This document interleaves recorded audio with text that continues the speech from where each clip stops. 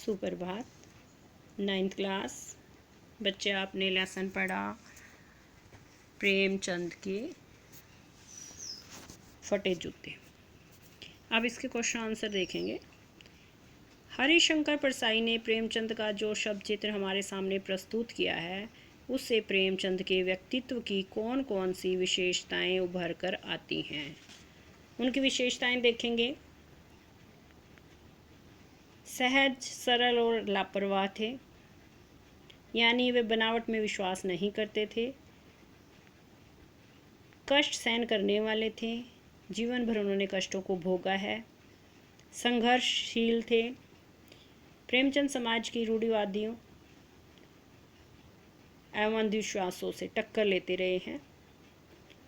इसलिए उन्होंने, लेखक ने संकेत भी किया है कि उन्होंने ठोक कर मार मार कर अपना जूता फाड़ लिया। बहुत अच्छे लेखक थे, ये विशेषता भी उनकी रही है। अगला प्रश्न, सही गलत ये आप खुद निशान लगा लेना। नीचे दी गई पंक्तियों में निहित व्यंग को स्पष्ट करना है। ये देखिए तीसरा प्रश्न, जूता हमेशा टोपी से कीमती रहा है, अब तो जूते की कीमत और बढ़ गई है और एक जूते पर 2500 टोपियां निछावर होती हैं। यानी टोपी सम्मान का प्रतीक है और जूता अधिकार जताने का।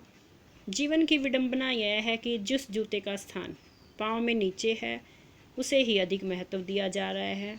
जिसका स्थान सिर पर है, उसे कम सम्मान दिया जा रहा है।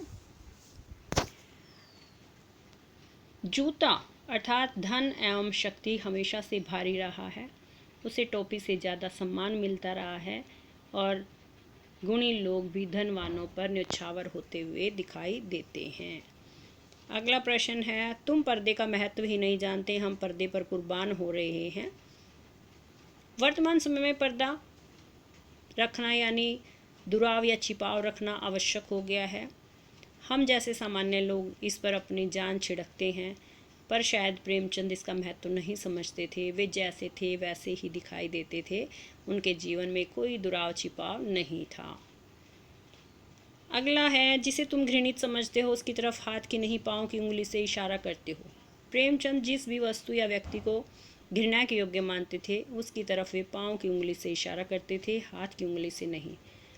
घृणित पैर की भाषा ही समझता है। पाठ में एक जगह पर लेखक सोचता है कि फ़ोटो खिंचवाने की अगर यह पोशाक है तो पहनने की कैसी होगी, लेकिन अगले ही पल वह विचार बदलता है कि नहीं, इस आदमी की अलग अलग पोशाकें नहीं होंगी। आपके अनुसार इस संदर्भ में प्रेमचंद के बारे में लेखक के विचार बदलने की क्या वजह हो सकती हैं? लेखक के विचार बदलने की दो वजह हो सकती है। पहली, लेखक की पहली टिप्पणी लोगों के सामान्य व्यवहार और वेशभूषा को लेकर हो सकती है। प्राय लोग घर में पहनने के कपड़े और विशेष मौक़ों पर पहनने वाले कपड़ों में अंतर करते हैं। लेकिन बाद में लेखक ने देखा प्रेमचंद तो सीधा और सरल जीवन बिताते थे, उनमें कोई भी बनावटीपन नहीं था। पोशाकें बदलने की बात उन पर लागू नहीं हो सकती, उनके पास अधिक पोशाकें भी नहीं। शायद यही कारण है कि लेखक ने अपनी टिप्पणी बदल दी। आपने ये व्यंग पढ़ा, पांचवा प्रश्न देखेंगे। इसे पढ़कर आपको लेखक की कौन सी बातें आकर्षित करती हैं? सबसे पहले हमें लेखक की स्पष्टवादिता आकर्षित करती है कि वे कहीं भी सच बोलने से नहीं डरते। प्रेमचंद जैसे महान लेखक पर भी यहाँ पर लेखक ने व्यंग किया है। वे यथार्थवादी है, वह सरल भाषा शैली का प्रयोग करता है और उसका व्यंग भी सही है।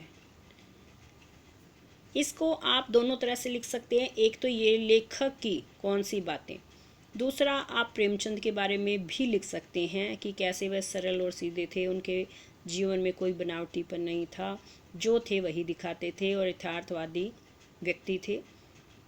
तो आप दोनों तरह से लिख सकते हैं। यानी यहाँ लेखक हरिशंकर, जो लेखक हैं यहाँ पर इस पाठ के लेखक हैं हरिशंकर परसाई जी, उनके बारे में भी, क्योंकि यहाँ पर स्पष्ट नहीं है कि यहाँ कौन से लेखक की बात की जा रही है, क्योंकि लेखक तो हम प्रेमचंद जी भी बहुत बड़े लेखक रहे हैं, इसलिए बच्चे कई बार कंफ्यूज हो जाते हैं, तो बच्चे दोनों ही तरह से लिख सकते हैं, हरिशंकर परसाई के बारे में भी या फिर प्रेमचंद जी के बारे में भी, क्योंकि दोनों की बातें एक जैसी हैं। दोनों ही स्पष्टवादी हैं, सच कहने से दोनों ही नहीं डरते हैं, दोनों ही महान लेखक हुए हैं और यथार्थवादी हुए हैं। उनकी भाषा बिल्कुल सीधी सादी और सरल रही है, तो दोनों के लिए ठीक फिट बैठता है, किसी के बारे में भी आप लिख सकते हैं। फिर है पाठ में टीले शब्द का प्रयोग किन संदर्भों को इंगित करने के लिए किया गया होगा।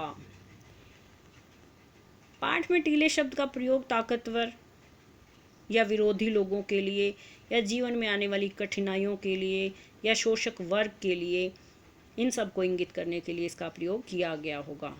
यानी प्रेमचंद की राह में जो भी ऐसे लोग बाधक बनकर खड़े हुए होंगे, उन्हीं के लिए टीले शब्द का प्रयोग किया होगा, जिन्हें ठोकर मार मार कर उन्होंने अपना जूता फाड़ लिया, यानी जिनके बारे में वो हमेशा लिखते रहे हैं और दुखी होते रहे हैं। रचना और अभिव्यक्ति में भी एक प्रश्न है, देख लेंगे बच्चे। 8वां, आपकी दृष्टि में वेशभूषा के प्रति लोगों की सोच में आज क्या परिवर्तन आया है।